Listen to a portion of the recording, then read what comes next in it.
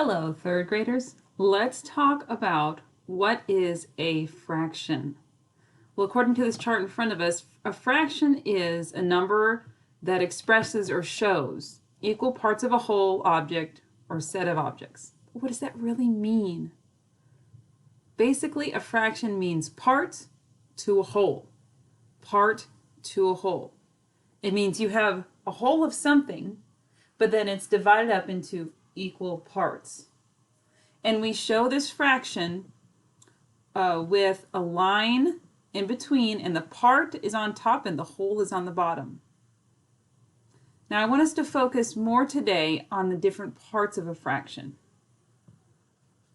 Different parts of a fraction. We have got two parts of a fraction. The first part is called the numerator. I want you to quietly say the word numerator to yourself. Numerator.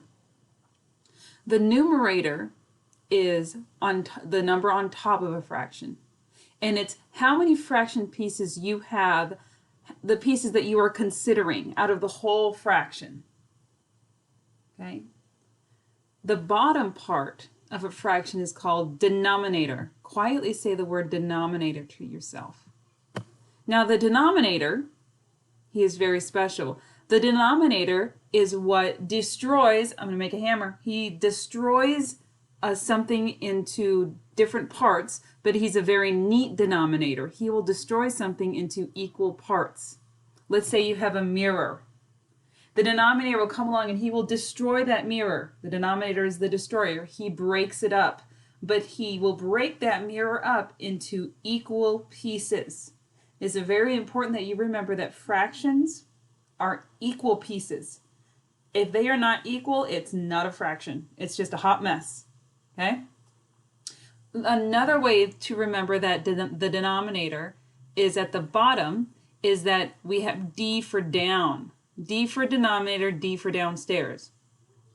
So if you are ever struggling to remember how to write a fraction and where you put the number that shows how many parts altogether, you put it at the bottom, downstairs, D for denominator. Okay? So that is what a fraction is. It shows parts of a whole. Parts of a whole. And we can show a fraction with objects. Let's say I have a cookie and I broke it in half. I don't have it in front of me. I wish I did. That'd be nice to have a cookie right now. But I would have two halves. They would be equal. Put them together, they would make a whole. Or you could do it with groups of things. Okay? In Mrs. Stallcup's family, there are 4 people.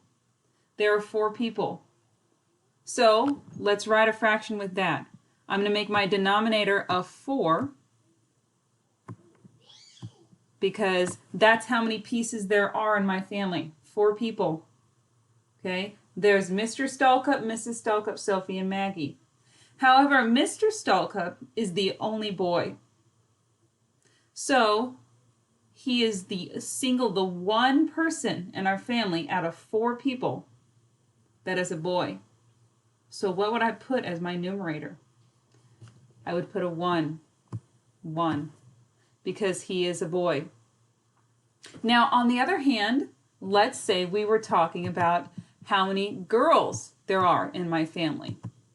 Well, there are still 4 people in my family. That denominator does not change. But let's consider now the girls in my family. We've got me, Sophie, and Maggie. So what should my numerator be now? It should be a 3 out of 4. Because the numerator is the pieces you are considering, okay, that you are thinking of at that moment. Your numerator can change, okay? But the denominator shows how many pieces all together.